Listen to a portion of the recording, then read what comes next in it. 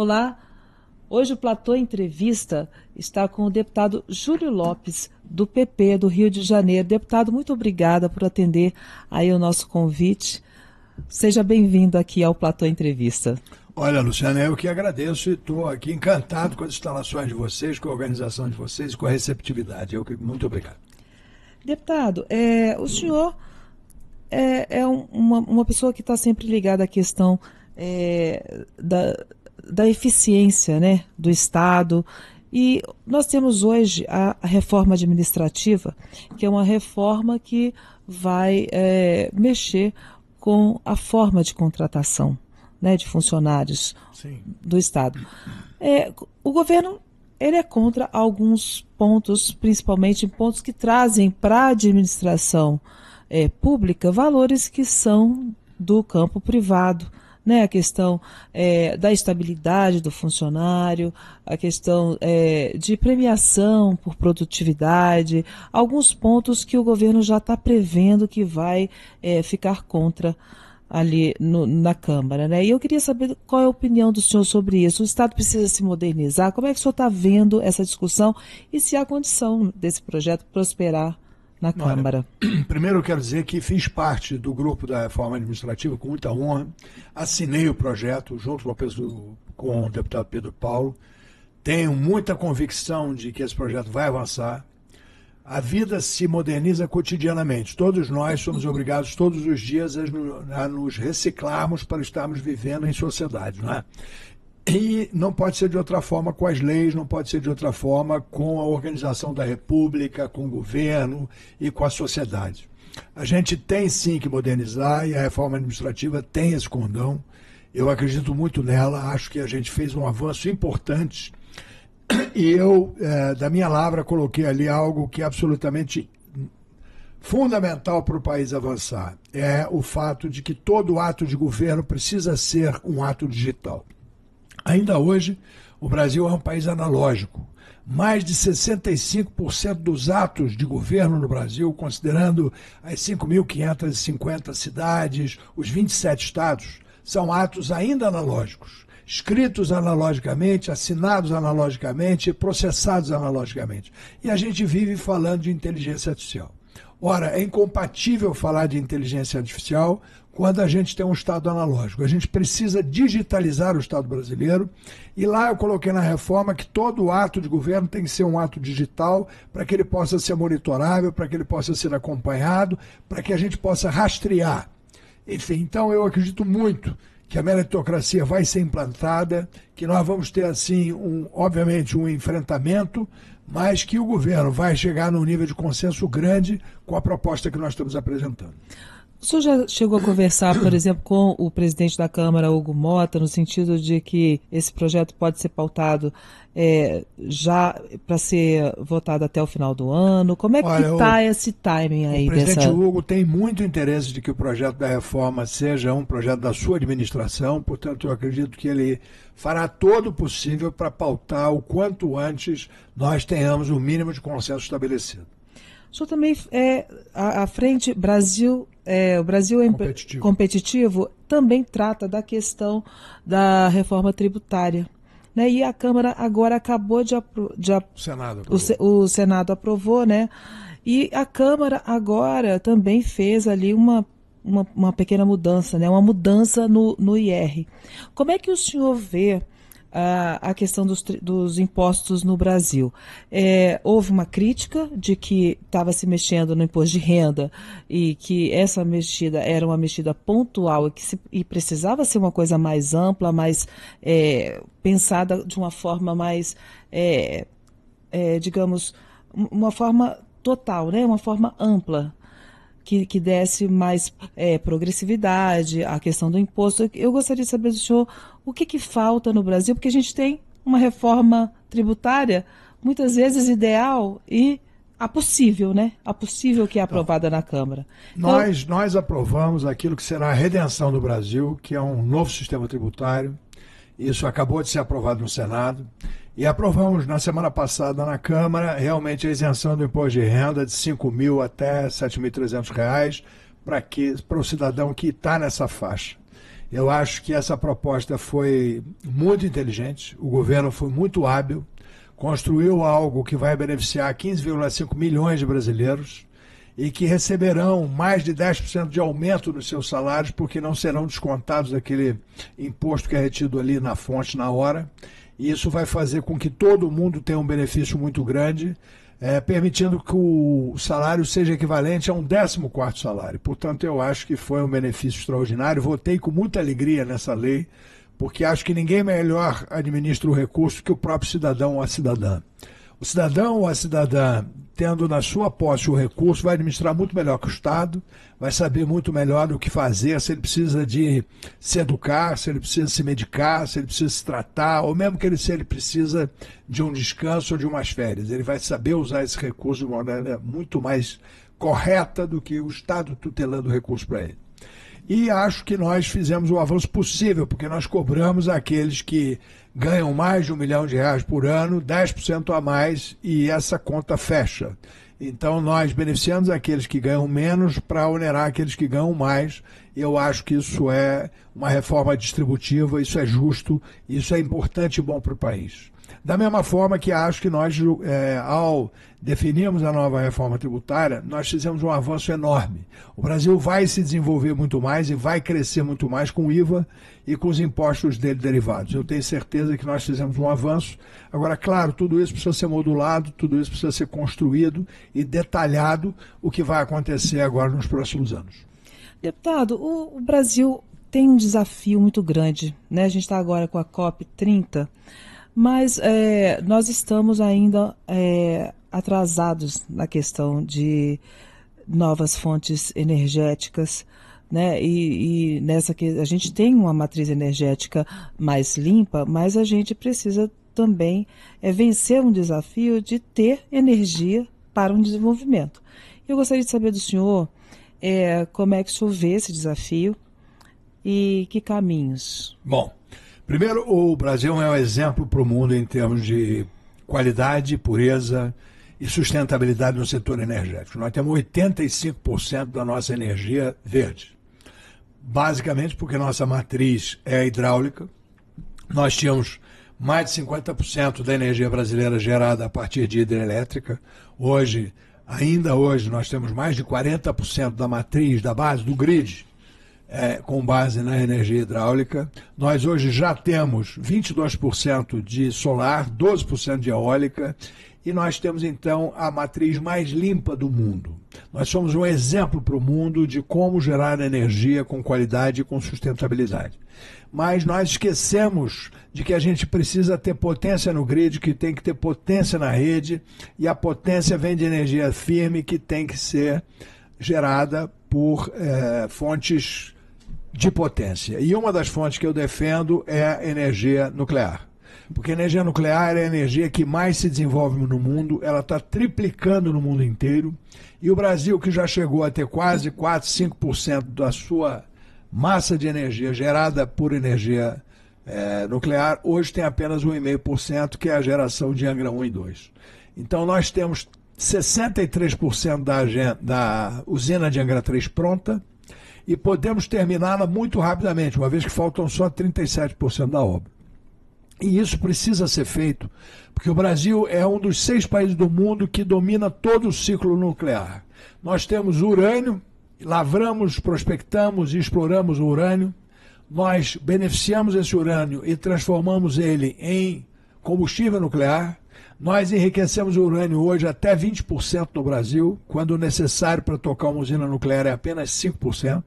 Então nós temos muita tecnologia, nós temos grandes universidades formando engenheiros nucleares.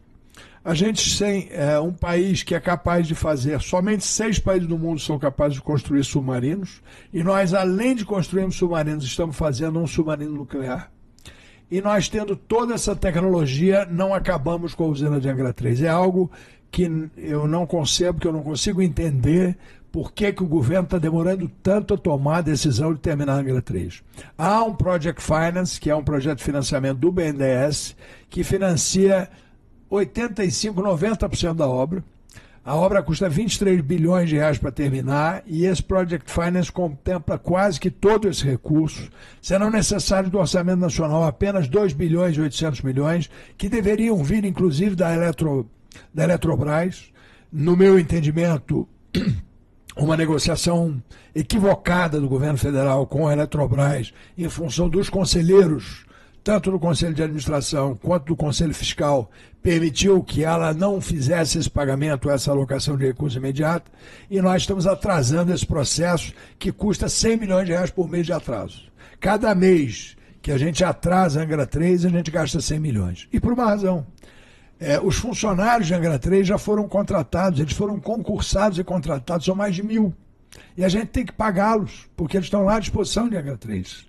A gente comprou os equipamentos e 70% de todos os equipamentos de Angra 3 estão comprados e armazenados no CLEP. São embalados a vácuo. E esses equipamentos têm um custo de manutenção.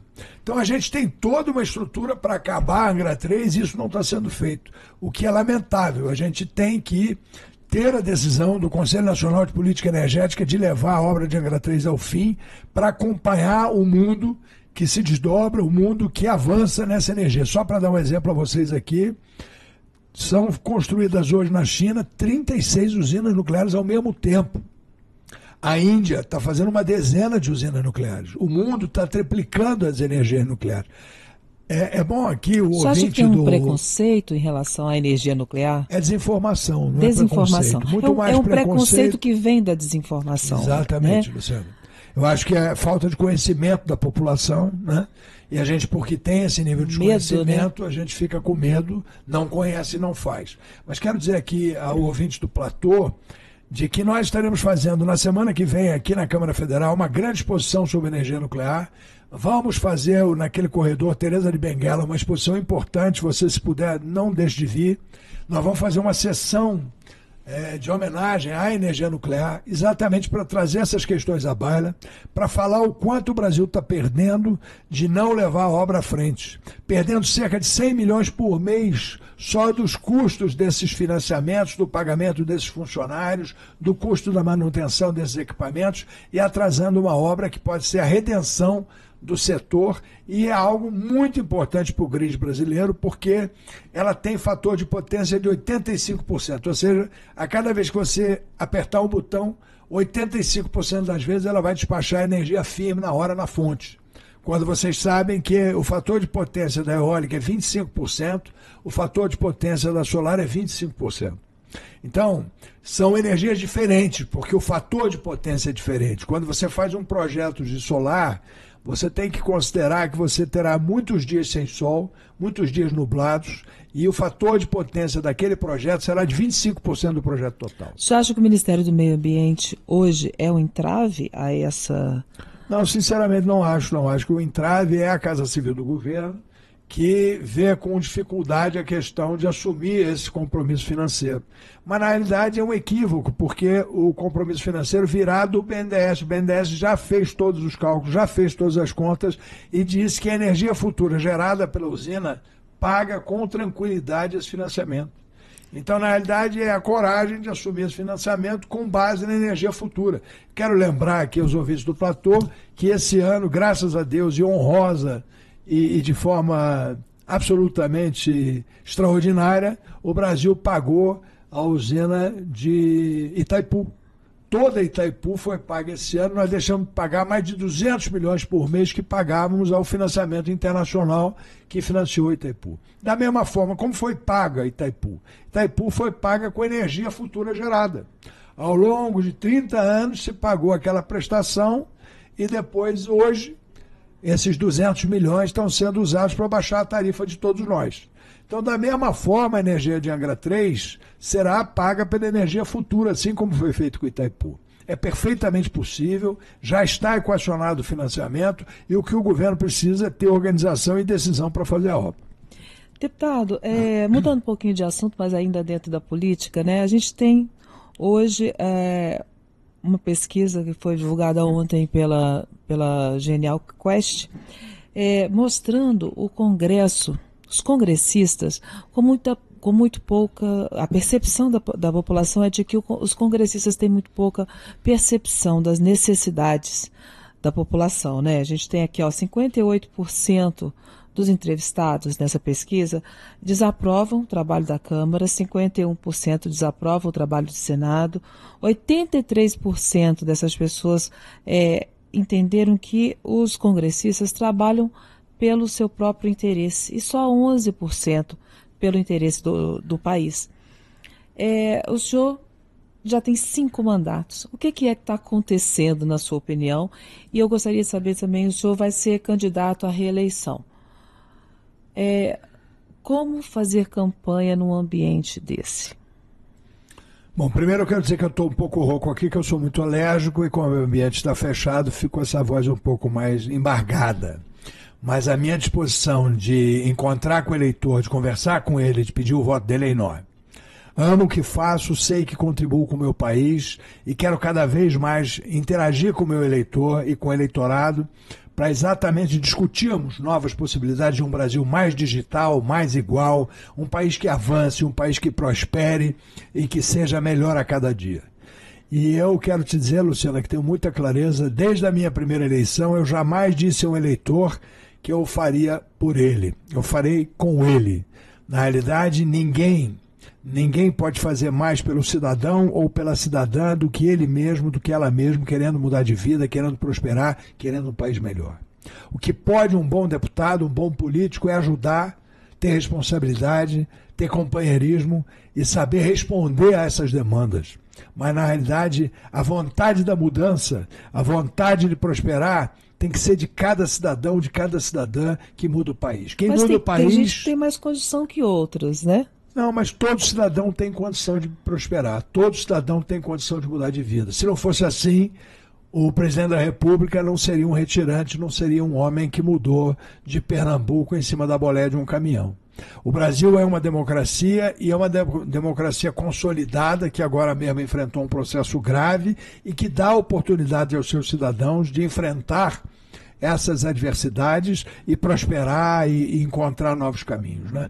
Então eu tenho muita convicção de que a gente tem um regime importante a defender, que é essa democracia que vive em processo de consolidação, mas que ela já está bastante firmada, e é ela sim que oferece a oportunidade ao cidadão, à cidadã.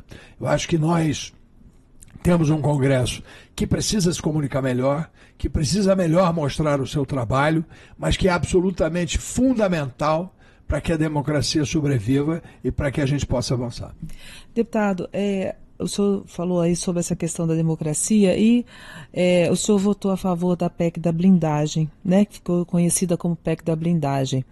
E imediatamente, quando essa PEC estava sendo votada, a população foi para a rua rechaçando essa PEC.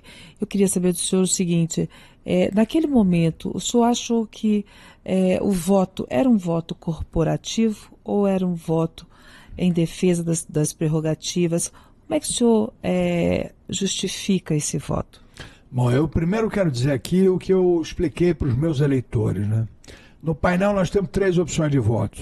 Ou a gente vota não, ou a gente se abstém, ou a gente vota sim. A gente não tem um voto graduado para fazer algo intermediário. E o que nós queríamos e o que nós queremos construir não é uma blindagem. Nós queremos construir uma forma em que o Congresso não esteja arrestado, ou que o Congresso não esteja na mão da Justiça como está hoje. Na realidade, isso é um processo que precisa ser construído, isso é um processo que pode e deve ser trabalhado, porque hoje há um desbalanceamento em favor da Justiça, em favor do Supremo Tribunal Federal e em desfavor do Congresso Nacional. E isso está muito no sistema de como nós permitimos esses processos. Agora, por óbvio, eu jamais desejei, jamais pretendi blindagem alguma. O que nós queremos é construir um sistema que esteja mais equilibrado. E para construir um sistema que esteja mais equilibrado, não é uma votação nem 2 votações. É um sistema que precisa ser trabalhado e interfaces que precisam ser criadas e todo um processo legislativo que tem que ser trabalhado.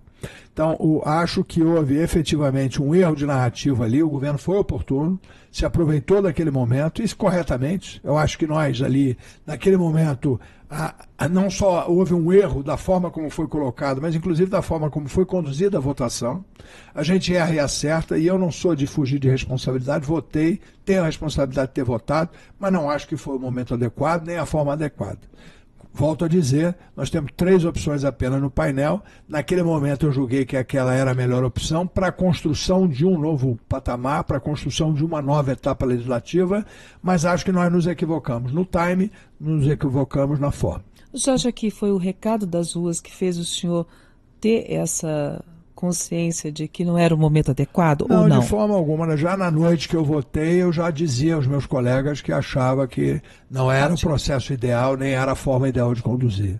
Mas é como eu digo, né, Luciana, certamente aqui no platô você não faz o que quer nem o que gosta o tempo todo, né? Se você tiver 10 ou 20% de discricionalidade no seu trabalho, é muito. E um parlamentar também não faz o que quer nem o que pretende o tempo todo. A gente não vota da forma que quer o tempo todo, nem faz o que quer o tempo todo, né? Eu não estou eximindo de responsabilidade de ter votado, porque eu tenho muita tranquilidade com isso, tenho muita, enfim, honradez no meu mandato. Mas, na realidade, é bom as pessoas saberem que muitas e muitas vezes vêm questões partidárias que nós temos que obedecer o partido e não é exatamente daquela forma que a gente pensa ou não é exatamente daquela forma que nós gostaríamos de votar, mas é a forma como a liderança está conduzindo, como o processo está sendo trabalhado e é a maneira a partir da qual nós vamos votar. Então, é importante entender que o nível de discricionalidade que tem um parlamentar também do seu mandato não é integral. É algo relativo ao partido em que ele atua, à frente em que ele atua, enfim, tem toda essa questão que tem que ser entendida também pela sociedade, né? E o partido do senhor está tendo que lidar aí com desobediências, né, nesse momento, né? O PP fez a federação com a União Brasil e aí deu um ultimato aí para os ministros deixarem o governo e a gente está vendo agora um partido, uma federação e 2 partidos, né? Você tem... Quem vai ficar... é sempre partido, por isso que o nome é partido mesmo, né? Exatamente, mas aí você tem uma galera que está ali com o governo e que vai ficar com o governo e que, por exemplo, alguns... Você veja, é bom o teu exemplo, eu acho interessante o que você está falando. Vamos pegar o caso do ministro Fufuca, né? Isso. E do ministro do Turismo. Celso Sabino. O Celso Sabino, que são 2 bons ministros.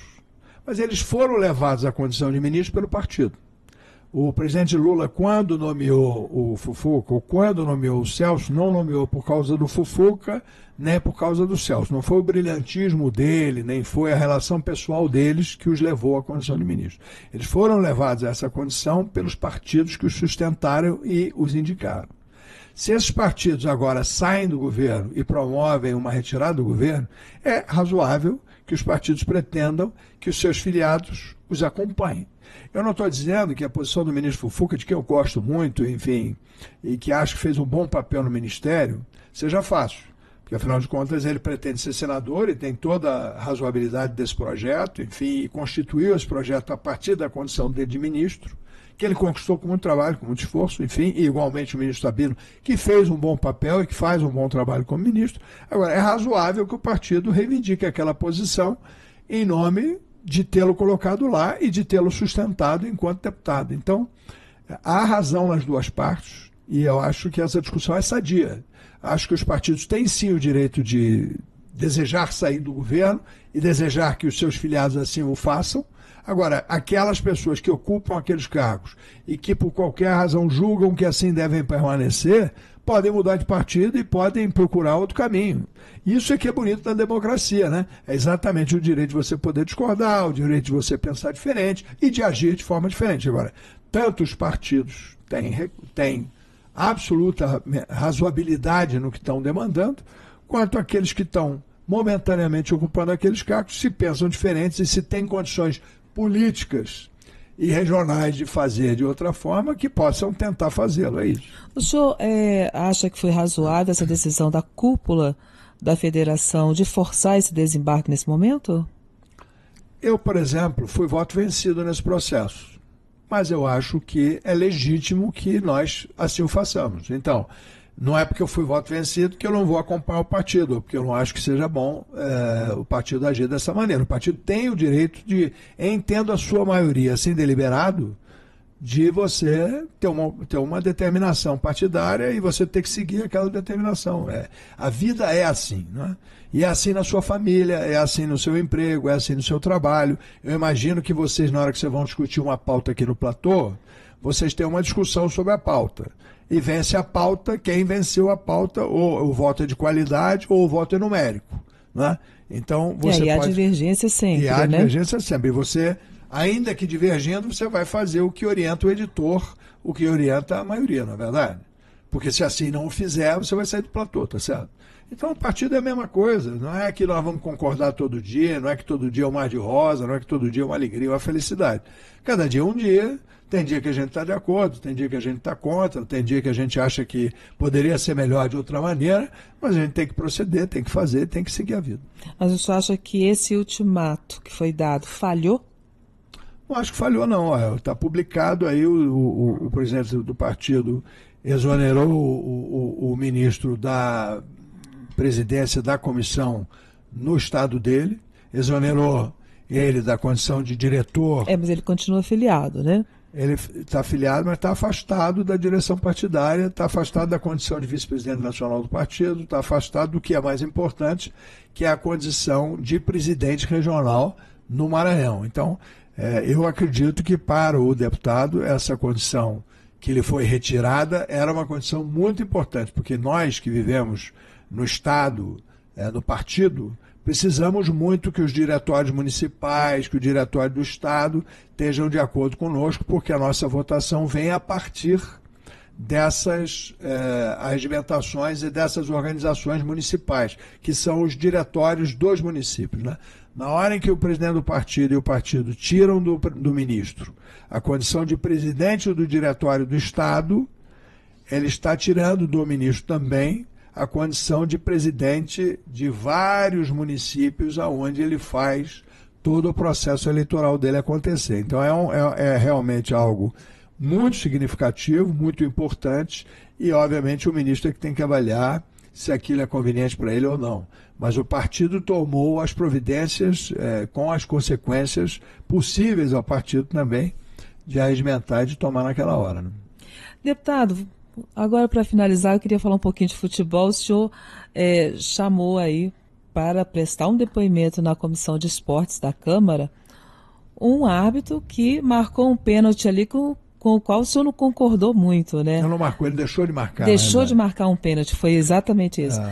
Era um jogo do Flamengo, que eu torço para o Flamengo, né? Era mas São aquele Paulo pênalti que Flamengo era o São Paulo e Palmeiras, exatamente. São Paulo e Palmeiras, mas assim, acabaria afetando o Flamengo, né? Não, claro, caso. Afetou, né? Afetou diretamente o Flamengo. Então, é um assunto para ser tratado na verdade, Câmara. O que eu fiz? Não só o Flamengo é a grande paixão do Brasil, na minha opinião, mas o que acontece? O futebol é um grande negócio, né?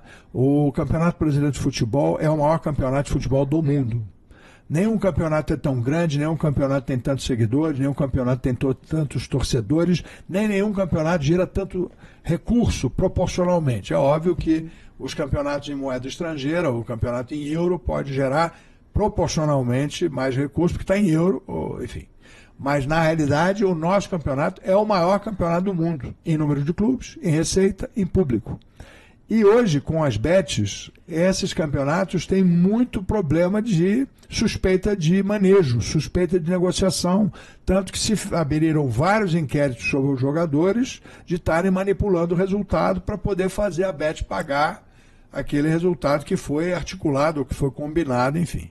E quem manda mais na partida é o árbitro. Se o árbitro não marca um pênalti, por exemplo, como aquele, a sujeição de que aquilo possa estar sendo manipulado e que aquilo possa estar gerando recursos milionários para um grupo de pessoas, ou para um grupo de indivíduos, ou para um grupo de empresas é enorme. Então eu fiz a convocação exatamente porque achava, e assim fiz corretamente, que era importantíssimo aquele áudio ser divulgado.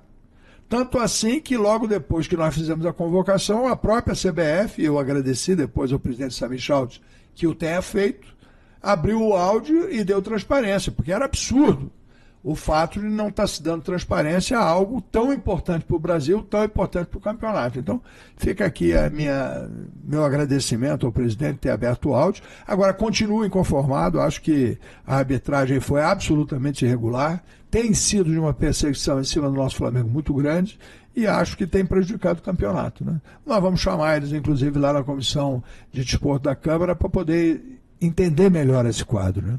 Mas eu não queria terminar o programa sem dizer que a gente segue trabalhando. Eu não só estou aqui trabalhando pela questão da energia nuclear, mas também pelo Brasil Legal. É algo que eu tenho me debatido muito desde o meu primeiro mandato. Fiz coisas como parlamentar muito importantes, como, por exemplo, o número único do brasileiro, que é o CPF, que eu não tive a oportunidade de falar aqui. Essa lei modifica a vida de cada cidadão do país, porque permite que a gente economize mais de 60 bilhões de reais ano com cada brasileiro que tinha 23 números para tratar de seu, Luciano, não sei se você sabe. É verdade. Você, para tratar da sua cidadania, precisava ter o manejo de 23 números. Hoje, com apenas um número CPF, nós estamos reestruturando toda a saúde brasileira, fazendo com que cada brasileiro possa ter a sua anamnese médica, todo o seu contexto médico, enfim, acompanhado e monitorado de uma forma muito mais simples, muito menos burocrática, muito mais eficiente. Então nós estamos eficientizando o Brasil, fazendo com que o país avance. Eu estou muito satisfeito porque eu consegui isso a partir de uma ação que eu fiz no Supremo Tribunal Federal e no TCU. E foi o TCU que determinou que o governo tinha que cumprir a lei. Lei essa que eu demorei a minha vida parlamentar inteira fazendo e que foi aprovada em 2017 e que somente agora entrou em vigor. Então estão sendo expurgados só na saúde, e isso é público, vocês que estão vendo aqui o platô, vocês vão poder ver, já expurgaram 56 milhões de números e vão expurgar até março do ano que vem 116 milhões de números. Esses números eram exatamente aqueles que faziam e fazem toda a confusão na administração da saúde brasileira, não permitiam que a saúde fosse monitorada, fosse acompanhada, fosse verificada, permitindo enormes roubalheiras, permitindo, enfim, um contexto de desadministração e de desorganização que será superado. Se refletir na Previdência, né? Porque a Previdência, então, mais ainda. Porque exatamente. Se a minha lei, que está em vigor desde 2017, tivesse sido observada pela Previdência, jamais teria ocorrido o escândalo que está aí. Porque se para autorizar um débito, o cidadão segurado pelo INSS tivesse que dar o seu CPF e tivesse que ir lá colocar a sua biometria da face ou dos dedos, jamais teria acontecido o que está acontecendo hoje aí, da gente ver bilhões e bilhões subtraídos dos mais necessitados, dos idosos do país. Então, é esse trabalho legislativo que me honra muito, é esse trabalho legislativo que me alegra muito e que faz mudar o país, que a gente vai tentar levar adiante em mais uma candidatura, em mais um trabalho aqui para a gente voltar ao Congresso Nacional. É isso aí. Obrigado, deputado. Eu que agradeço.